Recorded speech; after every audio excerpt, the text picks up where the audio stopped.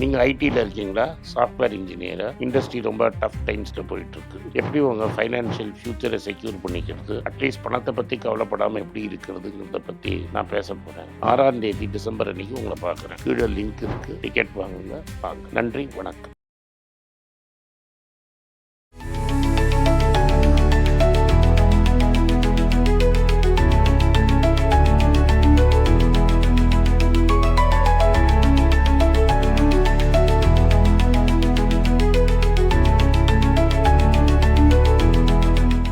Hi guys.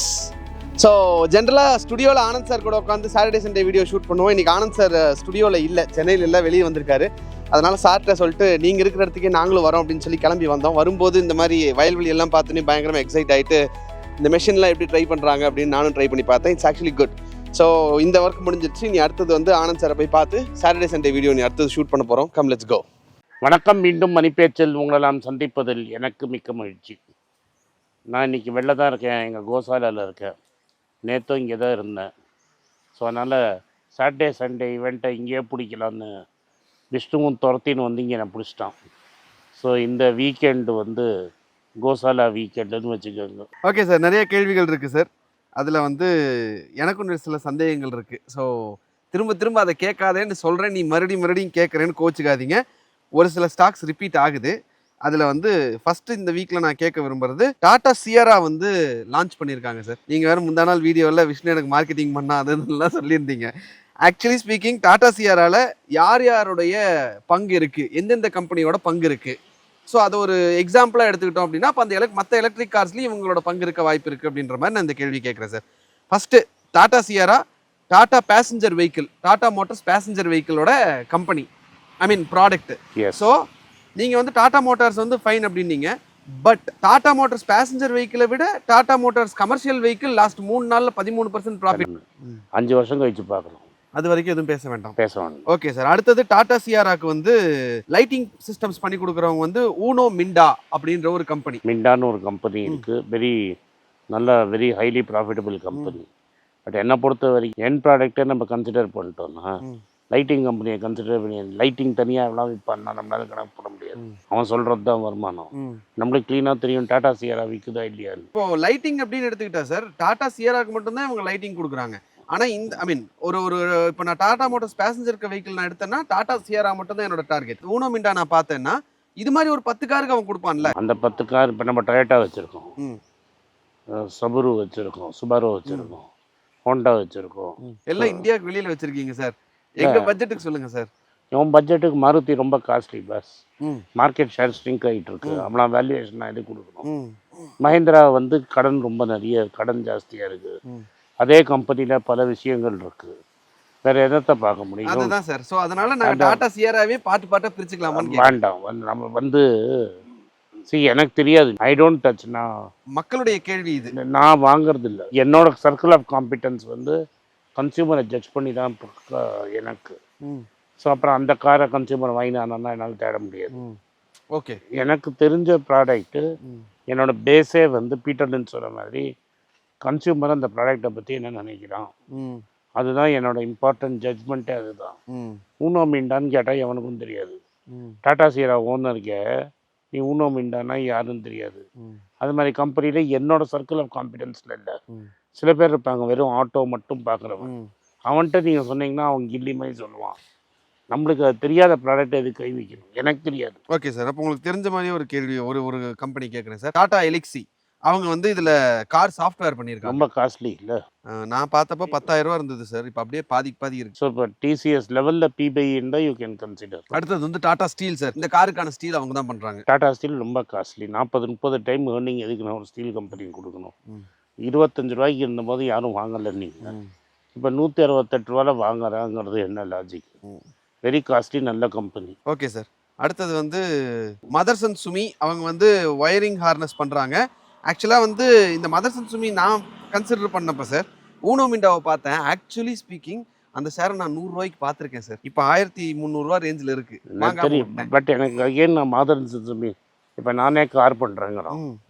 இப்போ இவனே car பண்ணான்னு வைங்க, டாடா சுமியா சார் அவனே சொல்லியிருக்கான் நான் கார் பண்ணுறேங்கிறான். அவன் கார் பண்ணால் இவன்ட்டே வேணா வாங்குவானா? ஒயருனா ஓகே, அது ஒரு ஒயரிங் கம்பெனி அப்படின்னா சரி ஓகேன்னு நான் ஏத்துக்கிறதுக்காக ஒரு வாய்ப்பு இருக்கு சார். நான் டாட்டாவா இல்ல மதர்சன் சுமியாஸ் கார் கம்பெனியான்னு பார்த்தா நான் டாட்டாவை தான் பார்ப்பேன். நான் என்ன கேட்குறேன், மதர்சன் சுமி இவன் காம்படிட்டர் ஆகிட்டானா? ம் இவன் கார் வயர் அவன்கிட்ட வாங்குவானா? மாட்டான் அதான் மாட்டான். ஓ அப்போ அங்கே பிஸ்னஸ் போயிடும். Okay sir. அடுத்தது வந்து ப்ரிகால், அவங்க தான் சென்சார் எல்லாம் பண்றாங்க டாடா சியாரா. கோயம்புத்தூர் கம்பெனி ம். வேல்யூ அது வந்து அகேன் இதுதான். இந்த கம்பெனி எனக்கு ப்ரிகால்னு ஓனர், நல்ல ஓனர், வனிதா மோகன். ஆமாம், நல்ல கம்பெனி, ஈஸியாக நம்ம டச் பண்ணலாம். பட் வேல்யூவேஷன் பார்க்கணும். ஓகே, எனக்கு வேல்யூவேஷன் தெரியாது. அவங்க வந்து மெக்கட்ரானிக்ஸ் அது இதெல்லாம் நம்ம புதுசா அதான் பண்றாங்கன்னு சொல்லிட்டேன், அதான் நான் சொல்லிட்டேன். ப்ரமோட்டர் தெரியும், Coimbatore high quality promoter. Valuation எப்படி இருக்கு? வேல்யூவேஷன் பார்க்கணும். Okay sir. அடுத்தது பாஷ் என்ஜின் மேனேஜ்மெண்ட் சிஸ்டம் எல்லாம் அவங்க தான் பார்க்குறாங்க. பாஷ்லாம் ஜெர்மனியில் வாங்கிக்கலாம் பாஸ், இங்கே எதுக்கு தோணணும் சார்? நீங்கள் ஜெர்மனியில் வாங்குவீங்க சார், நாங்கள் என்ன சார் பண்ணுறது? இங்கே வேல்யூவேஷன் ரொம்ப ஜாஸ்தியாக இருக்கும். ஆப்வியஸ்லி. ஆமாம், அதனால தான் சொன்னேன். Okay sir. அப்போ அடுத்தது கம்ப்ளீட்டாக ஒரு கேள்வி கேட்குறேன் சார். நீங்கள் வந்து சொன்னீங்க என் காரை கொடுத்துட்டு நானே டாடா சியாரா வாங்கலாமா அப்படின்னு ஒரு மைண்ட் செட்டில் இருக்கீங்கன்னு. ஆமாம், ஆக்சுவலாக அது ஒரு தாட் ஹிட் ஆச்சு சார். ஆனால் உங்கள் கூட இருந்துட்டு நான் திருப்பியும் காரை கொண்டு போய் விற்று அதில் இன்னொரு 5 லட்ச ரூபா எக்ஸ்ட்ரா போட்டு காரை வாங்கினேன் அப்படின்னா என்னை விட முட்டாள் யாரும் கிடையாது. ஸோ கார் வாங்குற இந்த டாடா சியாரா காரா நான் வாங்கி உங்களுக்கு ஷேர் வேல்யூ ஆட் பண்ணவா, இல்ல நான் டாடா சியாரா காரை வாங்காம அந்த பணத்தை எடுத்து டாடா மோட்டார்ஸ்லயே நான் பணத்தை எடுத்து 5 லட்ச ரூபா டாடா மோட்டார்ஸ்ல போடுறத புத்தி செலுத்தணும். இதோட புத்தி செலுத்தணும். 5 லட்ச ரூபா பாண்ட்ல போட்டு வர வட்டியை டாடா மோட்டார்ஸ் 5ம் சேஃபா இருக்கும், இதுவும் வேல்யூ ஏறும். Okay sir, fine. ஸோ அது வந்து நீங்க சொல்ற ஐடியா. Okay sir, done. அடுத்தது சார், சார் ஏர்டெல் ரொம்ப காஸ்ட்லி. அவங்களோட ஷேரை இப்போ அவங்களே வித்துக்கிட்டு இருக்காங்க அப்படின்னா ரெட் ஃபிளாக் புரிஞ்சுக்கலாம். ரெட் ஃபிளாக்னா என்ன? விலை ஜாஸ்தியா இருக்கு, காசு தரேங்கிறான், நான் வாங்கி கொஞ்சம் பேக்கெட்ல போட்டுக்கிறேன். வாங்கி பேக்கெட்ல நான் 2வது தடவை ஐபிஓ வேற போட முடியாது. ஆமாம், நான் கொஞ்சம் பேக்கெட்ல வாங்கி போட்டுக்கிறேன். அடுத்தது ஆப்பிரிக்காவுக்கு மட்டும் தனியாக ஐபிஓ இங்கே போடுவான். அதையும் நீங்கள் நம்ம மக்கள் வாங்குவாங்க, கொஞ்சம் காசை வாங்கி அவன் பேக்கெட்டில் போட்டுப்பான். ஒரு ப்ரமோட்டர் விற்கிறான்னா, நல்ல ப்ரமோட்டர் விற்கிறான்னா வேல்யூ ரொம்ப ஜாஸ்தி, கொஞ்சம் காசு எடுத்துக்கிறேன் டேபிள்லன்னு அர்த்தம். விலை இறங்கினப்புறம் அவனே வாங்கிப்பான். இப்போ இன்ஃபோசிஸ் பண்ணுற மாதிரி இதே தான். Okay sir. அடுத்தது வந்து மீஷோ டிசம்பர் 3லிருந்து 5 வரைக்கும் நன்றி வணக்கம். Okay sir. அதே மாதிரி ஐசிஐசிஐ ப்ரொடென்ஷியலோட ஏஎம்சியும் வராங்க. அப்பா எனக்கு வேர்ல்ட் கப் கொடுத்ததுக்கு தேங்க்ஸ். கபில் தேவ் அப்படி நின்று சிரிச்சார்ல, அதுக்கு தேங்க்ஸ். நீங்கள் இந்தியாவில் பார்ட்னர்ஷிப் பண்ணி நிறைய சம்பாதிச்சிட்டீங்க. இப்போ எங்கள் தலையில் கட்டிட்டு போட்ட பணத்தை வெளில எடுக்கணும்னு பார்க்குறீங்க. நம்ம தோஸ்து நிறைய இருக்காங்க.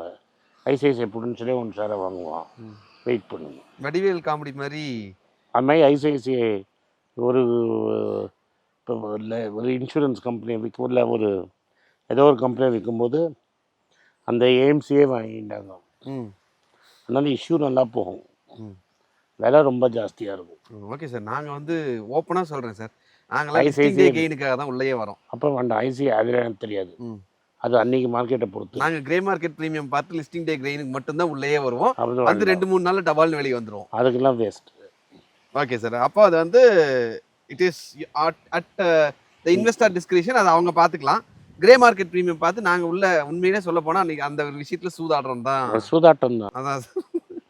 Okay sir. அடுத்தது வந்து மகேந்திரா 25% எங்களோட இவி வெஹிக்கிள்ஸ் தான் 2028ல இருக்கும் அப்படின்னு சொல்லி 2030ல டாட்டா 30%னா அதை நிச்சயமாக பண்ண முடியாது. இவங்களும் 2030லாம் 2028ல பண்ண முடியாது. எதர் இவங்க வெஹிக்கிள் சேல்ஸை குறைச்சிடலாம், வெஹிக்கிள் சேல்ஸே குறைச்சிடலாம். Okay, overall sales. அப்புறம் இவி நம்பரை ஏற்றலாம். ஜேஎல்ஆர் வச்சே டாட்டாவால் 30% ரீச் பண்ண முடியுமான்னு எனக்கு சந்தேகம். பட் மஹேந்திரா ரொம்ப அக்ரெசிவாக இருக்கிறாங்க சார் எலக்ட்ரிக் வெஹிக்கிள்ஸில். இப்போ ஒரு 1000 சார்ஜிங் போர்ட் வேறு டாட்டாவும் தான் இறக்கினான் பஸ், பஞ்செல்லாம் சீப்பாக தான் கொடுத்தான் பஸ், 10,000 தாண்ட மாட்டேங்குது பஸ். அதில் ஒரு ஒரு ஒரு அட்ராக்டிவ் கோஷன்ட் மிஸ்ஸிங் ஆகிற மாதிரி என்ன வேணும் டாட்டாவில்? என்ன இவந்தில் என்ன வண்டி பார்த்தாலே நல்லா, அதனாலும் வாங்க மாட்டான். எல்லாருக்கும் என்ன பயம்னா, டெய்லி இங்கேருந்து பெங்களூர் வரைக்கும் மெட்ராஸ்லேருந்து பெங்களூர் வண்டி ஓட்டுற மாதிரி நினைப்பான். கேட்டால் சார்ஜிங் என்சைட்டிமா. முக்கால்வாசி பேர் பெங்களூரை விட்டு வண்டியே எடுக்க மாட்டான். மெட்ராஸ்லேயே சுற்றுறதுக்கு வண்டி இவி போகும். ஒரு நாளைக்கு 300 கிலோமீட்டர் தான். கார்த்தால சார்ஜ் பண்ணிட்டு ஹோல் டே ஓட்டலாம். நடுவில் வேணால் எங்கேயாவது சார்ஜ் பண்ணிக்கலாம். டெய்லி பெங்களூர் போகிறோமா, டெய்லி திருச்சி போகிறோமா, எங்கேயும் போகிறதில்ல சார். அப்புறம் ஓகே. அடுத்தது வந்து லக்ஸுரி ஹோம்ஸ் தான் இப்போ நிறைய சேல் ஆகுது. அதை ஒரு இன்வெஸ்ட்மெண்ட்டா எல்லாரும் பாக்குறாங்க. இன்வெஸ்ட்மெண்ட்லாம் கிடையாது பாஸ். அப்ரிசியேஷனுமே அதுதான் ஜாஸ்தியா இருக்கு. அஃபோர்டபுள் இன்வெஸ்ட்மெண்ட் எல்லாம் ஒன்றும் கிடையாது பாஸ். இது சிம்பிளாக அவன்கிட்ட காசு நிறைய இருக்கு. பணக்காரன்ட்ட நல்ல காசு இருக்கு. கேஷே கிரிப்டோவில் யார்கிட்ட ரொம்ப காசு நிறைய இருக்கோ அவன் என்ன பண்ணுறதுன்னு தெரியல. டேக்ஸை குறைச்சிருக்கீங்க, அவங்ககிட்ட நிறைய ஊக்கத்தொகை கொடுத்துருக்கீங்க, என்ன பண்ணணும்னு தெரில. அவன் லக்ஸரி ஹோம்ஸ்டாக போட்டுன்னு இருக்கான். அவனுக்கு என்ன புரியலன்னா, இன்னைக்கு நீ வீடு வாங்கிட்டேன்னா ஒன் டைம் நீ வீடு வாங்கணும்னு வை, நீ டபுளாவது எதிர்பார்ப்ப. 6 கோடிக்கு அவன் அந்த வீட்டை வாங்குவான். மெட்ராஸ்ல எல்லா வீடும் அப்படிதான் சார் இருக்கு. 3.5 கோடி 5 கோடி விற்கவே விற்காது. Okay sir. அடுத்தது வந்து டிசிஎஸும் சாப்பும் பார்ட்னர்ஷிப். ஒரு காலத்துல சாப் படிச்சா உனக்கு கன்ஃபார்ம் வேலை, இப்போவும் வேலை கிடைச்சிடும். சாப் வந்து ஒரு பெரிய இஆர்பி, ஆனால் அவன் மாடர்னைஸ் பண்ணல. இப்போ மாடர்னைஸ் பண்ணுறதுக்கு இவனோட அக்ரிமெண்ட். டிசிஎஸ் கூட பாஸ்போர்ட் ஆஃபீஸ் போனேன் சார், அங்கேயும் டிசிஎஸ் ஆட்கள் தான் உட்காந்துருக்காங்க. எங்கே பார்த்தாலும் ஆல்மோஸ்ட் பெரிய பெரிய இதில் எல்லாத்துலேயுமே டிசிஎஸ் ஆட்கள் தான் ஒன்று உட்காந்துருக்காங்க, இல்லை இன்ஃபோசிஸ் ஆட்கள் உட்காந்துட்டு இருக்காங்க. நான் திரும்பி சொல்கிறேன்னே, இந்த ஃபாலில் எவெல்லாம் டிசிஎஸும் இன்ஃபோசிஸும் கன்சிடர் பண்ணானோ நல்ல காசு. Even at this rate consider பண்ணிவிட்டு ஒரு 5 வருஷம் சும்மா இருந்தீங்கன்னா டிசிஎஸ் இன்ஃபோசிஸ் தான் நல்லா காசு பார்த்துருவீங்க. அங்கே சூட்சமே அந்த சும்மா இருக்கிறது தான், அதுதான் எங்களால் முடிய மாட்டேங்குது சார். அதுதான் பிரச்சனையாக இருக்குது. Okay sir. அடுத்தது வந்து நிஃப்டியில் இருக்கக்கூடிய ஸ்டாக்ஸே அல்டிமேட் லோவில் இருக்குது அப்படின்னு சொல்கிறக்கூடிய சுச்சுவேஷனில் நான் இன்னுமே நிஃப்டி 50 இண்டெக்ஸை நம்பிட்டே உட்காந்துட்டு இருந்தால் சரியாக இருக்குமா? பாஸ், உனக்கு வேறு ஆப்ஷனே கிடையாது. Nifty will mimic the Indian growth. இந்தியாவில் க்ரோத் இல்லைன்னு தான் நான் இத்தனை நாளாக சொல்லிட்டு இருக்கிறேன். உங்களுங்க ஏதோ படத்தை போட்டு இவ்வளமையான எதிர்காலம் காட்டிகிட்டு இருக்கிறான். இப்போ அவன் ரிவைஸ்டுக்கும் ஆக்சுவலுக்கும் வித்தியாசம் தெரியாமல் இருக்கிறான். நீங்கள் மயிலாப்பூரையும் நங்கநல்லரையும் நம்பிக்கிட்டு உட்காந்துட்டு இருக்கீங்க. 1 வருஷமாக க்ரோத் இல்லை, 15 மாதமாக நிஃப்டி எங்கேயும் போகல, அங்கேயே நிற்குது. இன்னும் 10% காலி. நீ ஈவன் இஃப் தெர்ஸ் நிறைய பேர் அழறாங்க, போர்ட்ஃபோலியோ ஏறலை, நிஃப்டி ஏறிடுச்சு. அதுதான் சார் இது. அதனால் மியூச்சுவல் ஃபண்டை போட்டவன்லாம் வெள்ளை துண்டை ஒன்று போட்டுக்கிட்டு இப்படி உட்காந்து இருக்கணும். ஆனால் ஆனந்த் சாரே வந்து எங்களை நீங்கள் நிஃப்டி 50 இண்டெக்ஸே கன்சிடர் பண்ணுங்கன்னு சொல்கிறீங்களே. நிஃப்டி 50 ஏன்னா வந்து பேசிவாக ஒரு பணத்தை 25 வருஷத்துக்கு போடணுன்னா அது தேவை. இப்போ ஜப்பான் மாதிரி அது. ஸோ நீ வந்து ரெண்டும் பண்ணணும். ஒரு ஸ்மால் தொகை நிஃப்டி 50யில் போட்டுட்டு ஸ்டாக்குக்கு புரிஞ்சுக்கிட்டே இருக்கணும். நம்ம பசங்க தான் பேஸ்கெட்டாக கொடுக்குறாங்க. அந்த பேஸ்கெட்டை வாங்கினாலே போதும். எனக்கு தெரிஞ்சு மற்றவங்க யாரும் அது பண்ணுற மாதிரி தெரியல சார். மற்ற யாரும் பண்ணுறதில்ல. பசங்க பண்ணுறாங்க, பேஸ்கெட் கொடுக்குறாங்க. ரிசர்ச் பேஸ்கெட்டில் வர்றது. ரிசர்ச் பேஸ்கெட்டில் வரும். Okay sir. அடுத்தது வந்து நிஃப்டி 50யில் இருக்கக்கூடிய 10 ஸ்டாக்ஸ் ரெக்கார்டு ஹையிலிருந்து 94% விழுந்திருக்கு. ரெக்கார்டு ஹையிலிருந்து ஒரு லிஸ்ட் இருக்கு சார். சொல்லு, சந்தோஷமா கேட்போம். ரெக்கார்டு ஹையிலிருந்து 94%ங்கிறது நிஃப்டிலேன்னு மாற்றிடுவோம். புது ஸ்டாக்கை நிஃப்டியில் போடுவோம், அவ்வளோதானே. அது என்ன சார், கடைசியில் நீங்கள் ஸ்விக்கி ஜொமேட்டோ மாதிரி உள்ளே கொண்டு வந்து ஒன்று வைப்பீங்க. அதை நீங்கள் வந்து அதை கன்சிடர் பண்ண வேண்டாம்பீங்க. ஆனால் நாங்கள் வந்து நிஃப்டி 50 இண்டெக்ஸில் போட்டால் ஸ்விக்கி ஜொமேட்டோவில் போய் உட்கார்ற மாதிரி. ஸ்விக்கிலாம் இல்லை, லாஸ்ட்டில் போயிடுச்சு. ஜொமேட்டோவும் இறங்கிடும், சொல்லப்படாது. எக்ஸாம்பிளுக்கு சொல்கிறேன். அப்போ நீங்கள் சொல்கிறதுக்கும் நாங்கள் இன்வெஸ்ட் பண்ணுறதுக்கும் சம்மந்தமே இல்லாமல் இருக்கிற மாதிரி ஒரு இடத்துல போய் உட்காரும். Okay sir. நிஃப்டியிலிருந்து 10 ஸ்டாக்ஸ் எடுத்துகிட்டு வந்திருக்கேன் சார். 94% அதோட பீக்ல இருந்து விழுந்திருக்கு அப்படின்னு. இந்த ஸ்டாக்ஸ்ல உங்களுக்கு பிடிச்ச ஸ்டாக்ஸ், பிடிக்காத ஸ்டாக்ஸும் இருக்கு. அது என்னன்னு நான் கேட்கிறேன். பட் அதோட கண்டினியூஷன் நாளைக்கு சார். இந்த வீடியோ உங்களுக்கு பிடிச்சிருந்தா இந்த வீடியோவை லைக் பண்ணுங்க, எங்க சேனலை சப்ஸ்கிரைப் பண்ணுங்க, பெல் நோட்டிஃபிகேஷன் தட்டுங்க. இந்த வீடியோ முடிஞ்சா உங்க சொந்தக்காரங்களுக்கும் ஃப்ரெண்ட்ஸுக்கும் அனுப்புங்க, அவங்கள பார்க்க சொல்லுங்க. நன்றி, வணக்கம். வணக்கம். குழந்தைங்களுக்காக ஒரு புஸ்தகம் லான்ச் பண்ணோம். அது ரொம்ப சக்ஸஸ்ஃபுல்லாக இருக்குது. யாருக்கெல்லாம் அந்த புஸ்தகம் போகணுமோ எங்கள் டீமுக்கு கான்டாக்ட் பண்ணுங்கள். கீழே இருக்கிற நம்பர்லேயும் வெப்சைட்லேயும் கான்டாக்ட் பண்ணிங்கன்னா உங்களுக்கு அந்த புஸ்தகத்தை நீங்கள் வாங்கிக்கலாம். மற்ற எங்கள் புஸ்தகமும் அவைலபிள். எங்கள் வெப்சைட் மூலமாகவும் வாங்கலாம். கீழே இருக்கிற வாட்ஸ்அப் நம்பர்லேயும் மெசேஜ் அனுப்பலாம். நன்றி, வணக்கம்.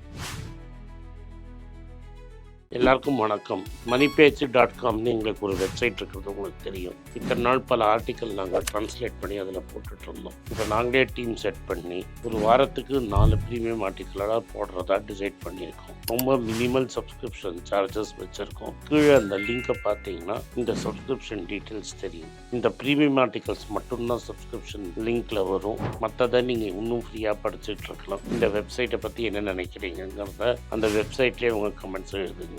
நன்றி, வணக்கம்.